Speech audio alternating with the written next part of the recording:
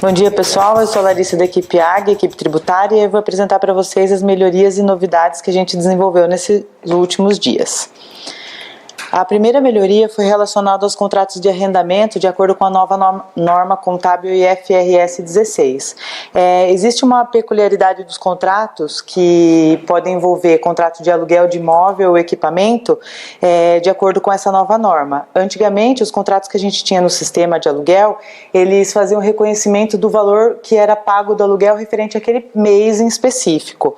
Essa norma contábil, ela define que os valores dos contratos eles têm que ser reconhecidos pelo valor cheio, como um direito no ativo e uma obrigação no passivo. Então vamos supor que o contrato seja de R$100 mil, ele precisa registrar isso no momento de inserção do contrato no sistema, ele precisa registrar isso na contabilidade no valor cheio de 100 mil e vir abatendo com os pagamentos das duplicatas e as depreciações realizadas nos itens que vão ser gerados por esse contrato. Então nessa norma, os contratos que se enquadram nela são os contratos acima de 1 ano e que tenham um valor excedente a $5 mil por mês. Então, como ela é uma norma internacional que está sendo trazida para o Brasil, de acordo com essa IFRS, eles tratam como dólares, mas a gente já pode converter mais ou menos R$20 mil. Tá? Aí nós criamos dentro do RP uma opção de cadastro desses novos contratos.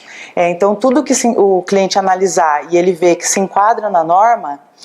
Tem um detalhe também, os contratos têm que ser os contratos de aluguel fixo, que ele já sabe o valor que ele vai pagar por mês. Aqueles variáveis não entram na norma, tá? Então o cliente fez um levantamento dos contratos que ele tem e ele viu que se adequa a essa norma contábil. Ele vai vir até o RP no caminho financeiro, contratos financeiros de arrendamento e fazer o cadastro do arrendamento.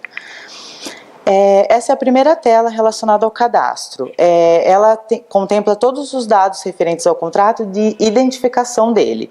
Então lá tem a chave, a descrição, a loja que ele pertence, quem é o locador, o tipo de contrato e também a data de assinatura, data de início da vigência, o período que aquele contrato foi formalizado, ou seja, quanto tempo ele vai ter duração, o pagamento mensal dele, se ele tem juros e qual é o valor total desse contrato.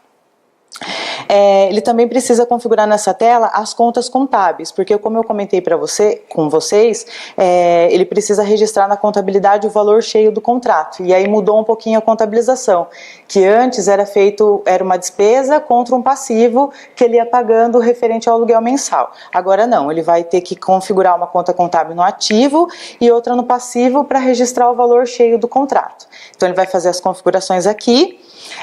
Ele também vai ter a opção de configurar as contas de juros relacionadas ao arrendamento e as contas de depreciação e depreciação acumulada. Essas contas de depreciação vocês vão entender um pouquinho mais para frente por que elas precisam ser configuradas aqui nesse momento. Então, fez a configuração dos dados do contrato, salva. Beleza. As abas vão ser habilitadas após salvar essa primeira aba de dados do contrato, porque meio que cada departamento é responsável por preenchimento de cada uma das abas. Salvou a primeira aba dados do contrato, a gente vai habilitar as demais abas, que é duplicata, depreciação e eventos. Na aba de duplicatas, o usuário vai ter a opção de fazer a configuração da periodicidade de geração das duplicatas e o dia de vencimento, forma de pagamento, a loja e os valores a gente vai trazer meio que automático para ele, automático não, porque ele configurou na aba dados do contrato, né? Quando ele fizer a configuração dessa aba, significa que ele está falando para o sistema que o sistema vai gerar as duplicatas de pagamento para ele automaticamente. Como que vai funcionar? A primeira duplicata a gente vai gerar aqui, vamos olhar para a data de início da vigência e vai ser um mês depois da data de início da vigência, de acordo com, e a data de vencimento vai ser com um dia que ele configurou nessa tela de duplicata. Então gerou a primeira duplicata para pagamento, as demais vão ser geradas por job, de acordo com a configuração aqui da duplicata. Então vamos supor que ele tenha configurado mensal com data de vencimento no dia 9. Então no dia 1/1 de 2019 vai ser gerado a primeira de fevereiro e o último dia de fevereiro vai ser gerada a duplicata de março. E o job vai rodar automaticamente à noite gerando as próximas duplicatas. Quando ele vai fazendo a quitação dessas duplicatas que o sistema vai gerar para ele automático, ele vai abatendo o valor da obrigação dele. Ou seja, um dia ele vai chegar e vai zerar o valor do passivo que ele registrou quando ele salvou o contrato. Aí feito esse preenchimento, o sistema já entendeu que ele vai ter que gerar as duplicatas para ele vai para a aba depreciação. Nessa aba depreciação, a norma também diz que eles precisam controlar esse contrato como se fosse um item de patrimônio, porque ele vai sofrer amortização do valor e esse valor é o que vai diminuindo o ativo de arrendamento. A depreciação vai diminuindo o ativo. Então a gente habilitou nessa aba depreciação para que o usuário pudesse definir se ele deseja que seja criado o conceito e também o item do patrimônio. Então, caso ele queira, ele vai poder selecionar lá, incluir o conceito. Aqui são os dados que já são exigidos hoje quando ele vai criar um conceito manualmente no RP e também os dados quando ele precisa criar um item. Então, ele informou todos os dados aqui e vai ser criado um item no patrimônio também referente a esse contrato quando ele aprovar. Aí ele salvou todas as abas, preencheu todas as abas do contrato, a gente vai retornar para a aba de consulta do relatório. Nessa aba de consulta ele vai poder editar, excluir ou alterar o status, caso ele queira transferir para analisando, para outro departamento vir e confirmar os valores, dessa forma. Caso ele clique que ele quer aprovar, ele vai alterar para analisando, vai habilitar uma outra opção aqui que é aprovar, e aí quando ele clicar nessa opção de aprovar, a gente vai direcionar ele para essa tela, que é uma previsão dos valores que estão sendo gerados para pagamento daquele contrato. Então, ele vai pegar o valor presente do contrato, que é basicamente o valor cheio do contrato menos os juros daquele contrato, vai trazer para essa tela e aí vai provisionar mais ou menos os valores até zerar o valor do contrato que ele cadastrou no sistema.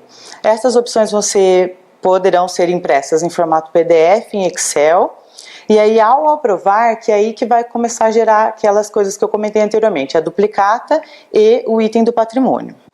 Então, depois que ele aprovou, ele viu a previsão, ele aceitou, é aquilo lá mesmo, os valores estão certinhos, o sistema vai gerar para ele a primeira contabilização, na verdade, que é aquela contabilização integral que eu falei para vocês, no ativo e no passivo, de acordo com a configuração que ele fez lá na aba dados do contrato. Aí esse botãozinho fica disponível ao editar o contrato que ele aprovou, lá em ver partidas ele consegue ver, que também já está lá na contabilidade também. Ele também vai, depois de aprovado, ele vai também ter um botão de poder ver o item de patrimônio que foi gerado. Editando o contrato ele consegue ver. Aí tem os dados todos que foram criados. O valor do patrimônio ele vai ser criado com base no valor presente do contrato, que é o primeiro valor antes de começar os demais cálculos de pagamento e depreciação. E também aqui eu trouxe para vocês só para visualização a primeira duplicata que vai ser gerada, seguindo o parâmetro que ele configurou lá na abinha duplicatas. Oi pessoal, meu nome é Gisele. A gente acrescentou nessa versão o indicativo de aquisição lá no cadastro de pessoas para pessoas de produtor rural. No layout do E-Social, no registro E1250, agora a gente tem 6 opções em que é exigido se a produtor rural é pessoa física, jurídica, conforme a tributação deles. Até o layout 1.4, que estava vigente até dezembro, a gente tinha 3 opções, agora tem 6 opções, então a gente colocou essa atualização no combo de indicativo de aquisição. Quando eu informei esse indicativo de aquisição, lá no meu XML, quando eu gero, ele vai buscar exatamente do cadastro da pessoa nesse momento. Outra alteração que a gente fez nessa versão é quando o produtor rural, ele optou pelo fundo rural na folha de pagamento. Ao invés de ele destacar o valor do RAT na nota fiscal em que ele está emitindo contra o nosso cliente, ele vai pagar o RAT, vai pagar o INSS dele em cima da folha de pagamento dele. Então ele informa a loja que ele paga pela folha de pagamento. Lá no cadastro de pessoas a gente tem uma opção que é optou pela retenção apenas do Senar, que significa que ele está recolhendo o RAT na folha de pagamento dele. Quando isso está habilitado, ele vai exigir a alíquota do Senar. Então, o que acontece? Quando eu for fazer a retenção da nota fiscal, que eu for calcular o fundo rural, ele verifica que o produtor não paga o RAT nesse momento e calcula o fundo rural só usando a alíquota do Senar. certo? O que acontece? O Senar, ele é um valor de outras entidades na guia do INSS. Então, quando a gente imprime a guia do INSS da retenção do Fundo Rural, ele vai sair somente o valor do Senar em outras entidades. Outra coisa que a gente acrescentou na regra do Fundo Rural foi uma alteração de legislação que teve agora em 2019, que ele dispensa a retenção do Fundo Rural quando o valor é menor do que R$10. Então, ele já verifica na hora de eu fazer a entrada da nota do produtor rural se o Fundo Rural é menos de R$10 ou se só o Senar também é menos de R$10 e ele não aplica a retenção. Coloca uma observação lá na nota fiscal dizendo que ele está dispensado da retenção do Fundo Rural. E daí, por conta disso, não gera a guia do INSS. Outra alteração que a gente fez foi no SPED fiscal do ICMS-PI. No registro C112, a gente está mandando o valor das guias antecipadas quando essas estão vinculadas na escrita fiscal. Então, quando eu faço o pagamento da estimativa simplificada lá para o Mato Grosso, informo esse DAR 1, que foi pago antecipadamente pelo fornecedor lá na escrita fiscal, ele vai essa informação dessa guia paga lá no registro C112. Outra informação lá para o Mato Grosso é que produtores rurais que têm mais de um endereço, eles têm no mesmo CPF ou CNPJ inscrição estadual por endereço. Então eu tenho um CNPJ ou CPF com 2 inscrições estadual. Quando eu estou mandando no SPED, eu mando conforme o endereço em que eu estou fazendo a entrada da nota. Se é o produtor rural do endereço 1, eu vou mandar a inscrição estadual do endereço 1. Se for do produtor rural do endereço 2, eu mando a informação do endereço 2. E é isso. Obrigado. Bom dia a todos, meu nome é Fernando e vou apresentar as melhorias e novidades desenvolvidas nos últimos 15 dias nos módulos comercial e operações. Bem, a primeira melhoria realizada foi o registro do inventário de produtos não divergentes. Então agora, quando o inventário ele é encerrado e a quantidade contada do item é igual à quantidade do estoque comercial, ou seja, quando não há divergência baseado no estoque comercial, então nós vamos registrar uma ocorrência do inventário na ficha de movimentação de estoque. Então nós temos aí um exemplo, de um produto, ele teve uma contagem no inventário, não houve divergência entre a quantidade contada e a quantidade comercial, e aí nós incluímos um movimento de estoque que não altera o estoque, nem para mais, nem para menos, não altera valor, apenas indica que neste dia, no caso aqui 18/2, houve um inventário de estoque. Outra melhoria realizada foi a auditoria de presença por etiqueta de balança, num cenário de parâmetro que nós criamos agora. Então agora, com o objetivo de tornar a auditoria mais assertiva, quando usa a etiqueta de balança, nós criamos um parâmetro para definir como a etiqueta de balança está configurada no cliente, no que se refere à quantidade de dígitos do código do produto. Então antes nós já tínhamos uma auditoria de presença por etiqueta de balança,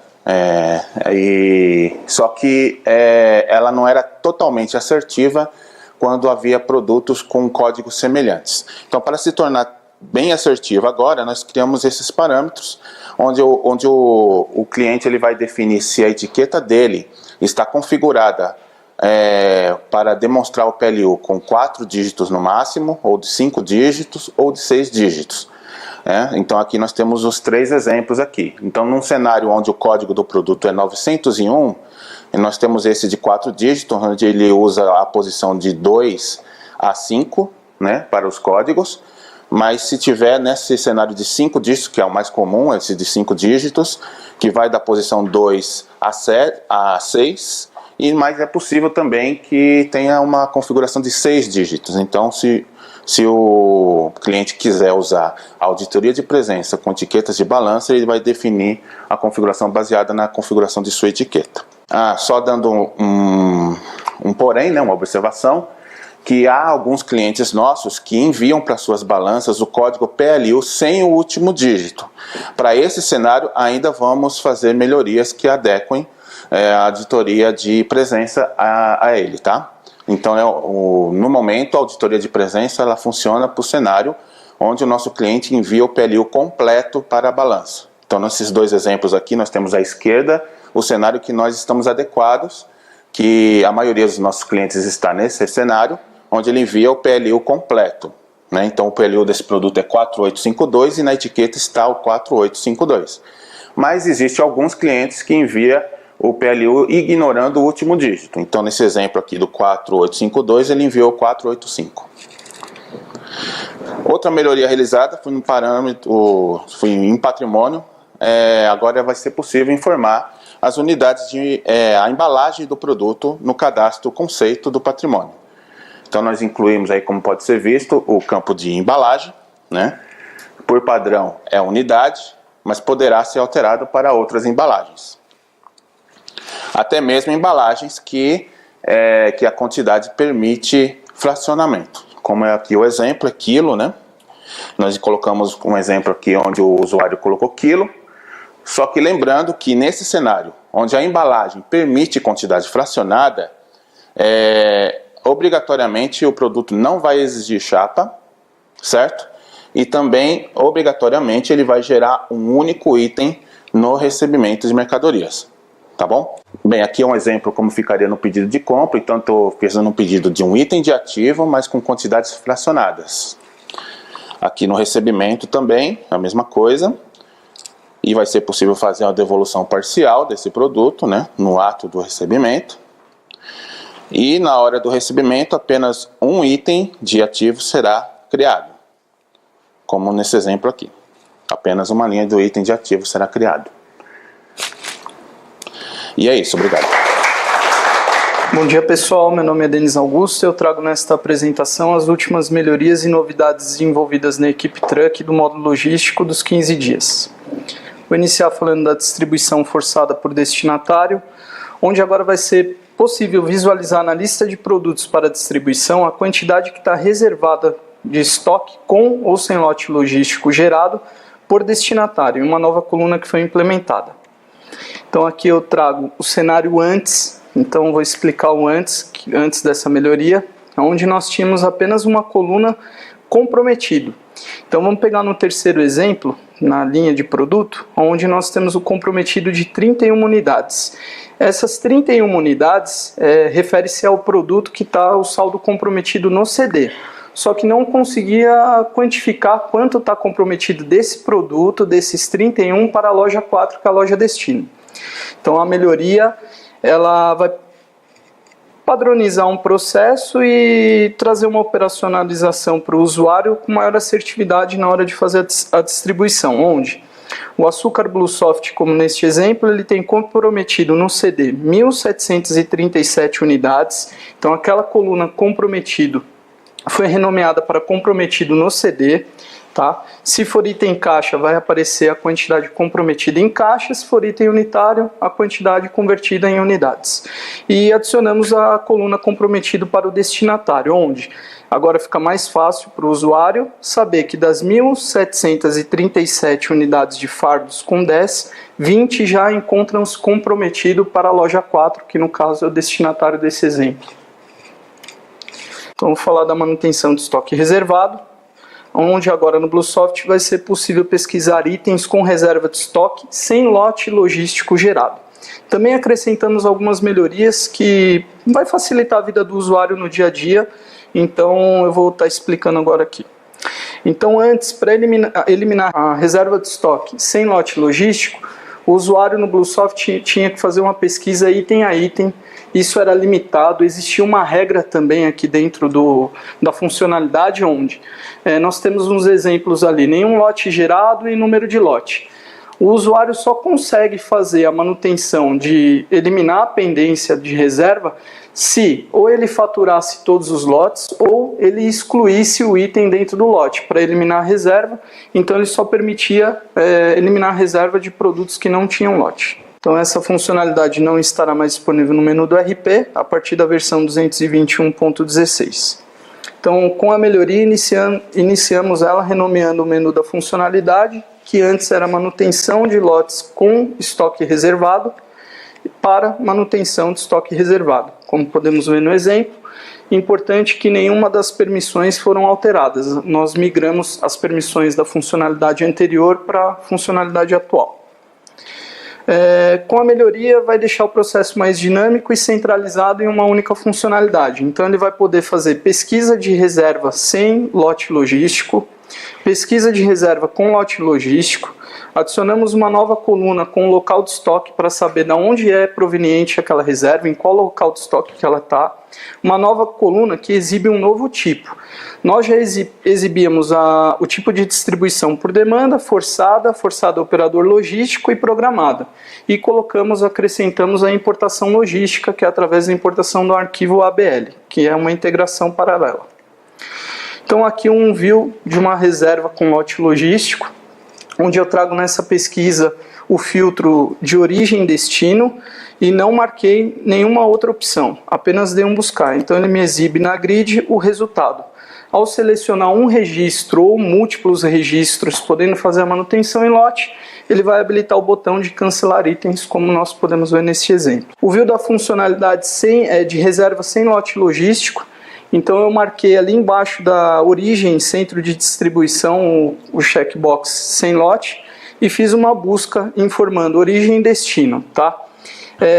Podemos ver que ele já trouxe mais resultados. Então nesse exemplo eu trago uma manutenção em lote, onde ele vai habilitar o botão de zerar estoque reservado e também estou mostrando a coluna do tipo, que é forçada, e o local de estoque. Na imagem anterior nós já tínhamos também aqui o tipo e o local de estoque.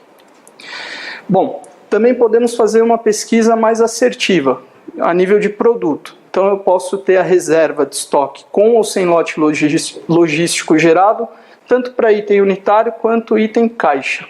Então o usuário se atentar e quiser fazer a pesquisa por produto, tem que se atentar se a reserva está no produto caixa ou no produto unitário. E aí também ele pode fazer a manutenção. Antes, só permitíamos fazer a manutenção de eliminar, zerar o estoque reservado de itens sem lote, se antes o usuário fizesse a manutenção eliminando o lote. Agora não tem mais essa regra, ele pode fazer só o que está sem lote e depois, se ele quiser, pode fazer o que está com lote. E é isso, pessoal, obrigado. Olá, eu sou Fernanda Santos e vou apresentar as melhorias entregues pela equipe Stock nos últimos 15 dias. Então, a equipe vem trabalhando na evolução da melhoria de cadastro de áreas de vendas por produto que foi entregue na versão 220.01. A evolução ela consiste em adicionar o filtro por áreas de vendas em diversas telas que são chaves na operação na gestão de loja. Vale esclarecer que todas as melhorias que tiverem a implementação desse filtro, a listagem de áreas de venda que será apresentada vai obedecer às áreas de vendas cadastradas conforme a configuração, no momento do cadastro. Então, na configuração a gente tem a criação da área de venda por subgrupo ou por produto. E a seguir a gente vai apresentar a funcionalidade que entrou dentro da versão 222.01. A primeira tela que ganhou o filtro foi a impressão de etiquetas de preço. Então, no menu de impressão de etiquetas de preço, a gente agora consegue visualizar o filtro áreas de vendas. Por padrão, vem sempre selecione as áreas de vendas. Essa informação indica que esse filtro não está sendo atuado no momento da pesquisa. E aí o cliente ele tem a opção de selecionar uma única área de venda ou diversas, de maneira sequencial ou intercalada. Na impressão de etiquetas, a gente não adicionou a possibilidade do todos, por questão de performance. Para desfazer a seleção, basta clicar na opção selecione áreas de vendas ou em qualquer outra área de venda que aí é desfeita a seleção das áreas. O filtro área de venda funciona em conjunto com alguns dos demais filtros, como por exemplo o descritivo do produto. Então você pode selecionar a área de venda e todos os produtos que contenham uma determinada descrição dentro daquela área de venda. Porém, não é possível a gente combinar os filtros de categoria, departamento, seção, grupo, subgrupo, com o filtro área de venda, porque eles estavam concorrentes entre si. E na operação, ou a gente vai selecionar por categoria ou por área de venda mesmo, tá? Caso o usuário tente combinar, será apresentada a mensagem: não é possível realizar a busca com áreas de vendas e subgrupos selecionados, por favor, selecione apenas uma opção. A próxima tela que ganhou o filtro foi o relatório de acompanhamento de entradas. Então a gente adicionou o filtro por área de vendas, Nesse relatório já é possível selecionar todas as áreas de vendas, uma vez que ele está filtrando especificamente o período de entrada. É possível efetuar a ordenação e foi acrescentada a coluna área de vendas também.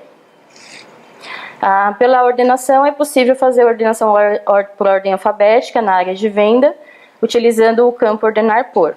Aqui é a impressão do relatório. No relatório de acompanhamento de entradas, uma vez selecionando por área de vendas, a impressão já sai com quebra de página por área de venda, para que seja entregue ao responsável por cada área. Obrigada. Bom dia a todos, meu nome é Ana Sheila, vou apresentar as últimas novidades e melhorias realizadas pelo time do Financeiro Taurus. A novidade que vamos apresentar agora é sobre o correspondente bancário, uma nova opção de repasse e contabilização. Com essa opção a gente vai poder fazer o repasse de correspondente bancário através do lançamento de débito em conta e com isso uma nova contabilização. A seguir eu vou apresentar as telinhas para vocês. Para isso a gente criou algumas permissões: a estorno de repasse correspondente bancário, a baixa de repasse conciliado correspondente bancário, a baixa de repasse correspondente bancário e a consulta de movimento correspondente bancário. Para habilitar essa nova opção, a gente criou um parâmetro correspondente bancário, repasse de correspondente bancário através de débito em conta. Esse parâmetro ele vai estar no financeiro, parâmetros do módulo financeiro, fechamento de caixa. Após habilitar esse parâmetro, no menu financeiro, tesouraria central, pagamento, foi criado um novo menu chamado repasse de correspondente bancário. Todo repasse que for realizado no caixa com o tipo de correspondente bancário, a gente pode filtrá-los através da loja e do período, né? Selecionando eles, a gente vai poder selecionar eles pelo repasse realizado com a opção sim ou repasse não realizado com a opção não. Com o não realizado, nós vamos conseguir fazer o repasse e esse repasse vai lançar um débito na conta bancária selecionada. Então ele vai selecionar o período, seleciona todos os repasses e seleciona a opção repassar. No que ele selecionar a opção repassar, ele vai cair na tela de repasse correspondente bancário, onde ele vai escolher a data do repasse, o tipo do movimento vai ser o correspondente bancário, o valor ele já vai vir previamente preenchido de acordo com os valores selecionados do repasse, e ele vai selecionar se ele vai fazer, se o movimento bancário, o controle bancário vai nascer já conciliado ou não. E ele tem a opção também de fazer uma observação. Nesse movimento, a gente vai poder estornar caso o movimento seja lançado sem estar conciliado. Então, ele vai poder ir lá na tela do repasse fazer o estorno, tá? E aí, o repasse, ele também vai mudar a contabilização, tá? Então, a gente criou um novo mapa chamado correspondente bancário crédito de terceiros. Quando houver a conciliação da tesouraria, ele vai debitar a tesouraria baixar e creditar repasse correspondente bancário. Quando o saldo entra na tesouraria, ele vai creditar a tesouraria baixar e debitar caixa. E no repasse do correspondente bancário, que é o crédito lá no controle bancário, ele vai creditar banco e debitar correspondente bancário. Caso o cliente não ative esse parâmetro, o repasse vai continuar sendo pela tela do carro forte. E a contabilização também vai ser utilizada do carro forte. Outra melhoria que fizemos foi a inclusão do campo complemento na API de funcionário, tanto para o post quanto para o put. E é isso. Olá pessoal, meu nome é Ricardo. Vou mostrar para vocês as melhorias e novidades do módulo de vendas nesses últimos 15 dias. E uma delas é a informação da base de cálculo e valor retido na DANF para a emissão de notas do Força de Vendas. Então essa informação ela vem a partir do recebimento de mercadorias, é feita uma média da entrada da nota para cada mercadoria que é feita essa emissão. Então tem um exemplo aqui de informação, ela está um pouco pequena, mas é um detalhe que sai debaixo da descrição do produto.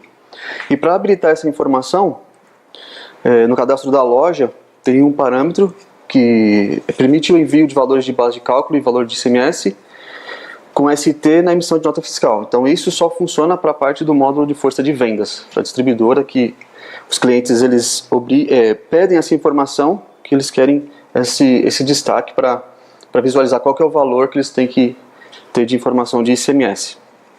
E da base de cálculo também, que é retido. Outra melhoria foi no relatório de ofertas, de produtos em ofertas, as novas colunas de GTIM e saldo de estoque. Então, por padrão, essas informações elas não vêm, ao buscar os dados da tela, elas estão na opção de configurar colunas, então elas ficam disponíveis ali, GTIM e saldo de estoque, porque como não é uma informação que todos os nossos clientes utilizam, alguns pediram para não atrapalhar quem já utiliza esse relatório, é só selecionar as duas opções ali e colocar para imprimir ou exibir na tela. Então a opção de Excel e PDF, essas informações também serão exibidas. Foi feita também uma alteração na parte de equivalência de cadastro do produto, que para alguns clientes eles costumam falar que é família, né? Tanto no produto pai e no produto filho. Então, atualmente a gente não tem essa opção de você colocar se aquele produto vai ter o custo alterado ou não. Atualmente a gente, nessa parte de equivalência, altera o custo e preço de venda por padrão em todos os cadastros. Então a gente colocou a opção de poder informar se qual produto não terá o custo alterado, que fazem parte da equivalência. Então, ao entrar no produto na aba associados, neste caso a gente tem um produto da gelatina, ele tem os filhos ali que são exibidos e quais produtos que naquela equivalência terão custos alterados. Então, ao selecionar quais que é necessário que seja o custo alterado ou não, a partir dessa informação, aqui a parte dos filhos, na parte do cadastro, aqui no cadastro do pai, na parte dos filhos também a gente exibe qual é o pai que está relacionado.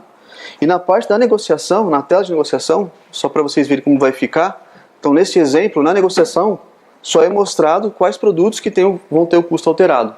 Então, atualmente, quando a gente entra na negociação, é mostrado todos os equivalentes que fazem parte daquela família, né, no caso. Então, nesse exemplo aqui, só temos 3 que alteram custo. Então, na tela de negociação, somente os 3 que vão fazer parte a alterar o produto pai.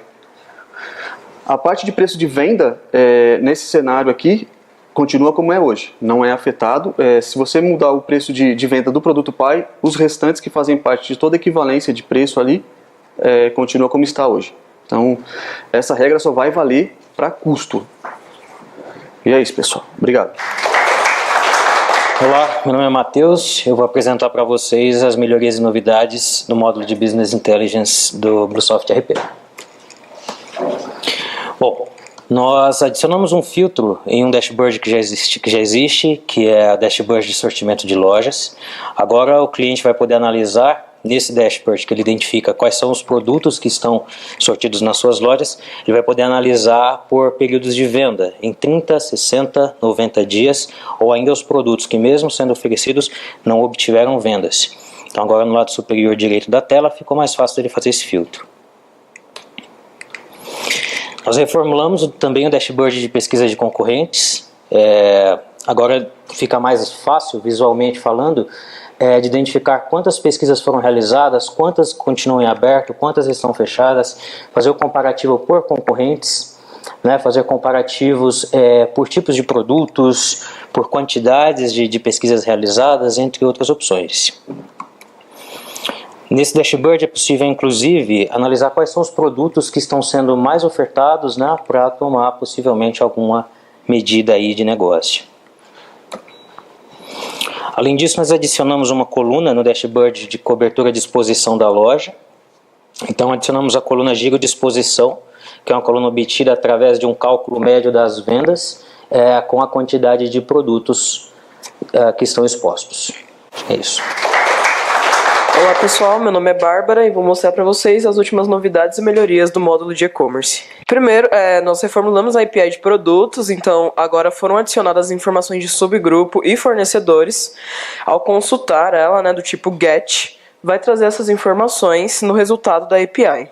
A outra melhoria que fizemos foi na API de árvore mercadológica, que agora tem filtragem por tipo de categoria. Então adicionamos esse tipo de filtro, então agora no momento da busca você consegue filtrar por seção, departamento, grupo e subgrupo. E estará trazendo em listagem. Fizemos também algumas modificações na API de fornecedores, agora os fornecedores eles são tragos em listagem.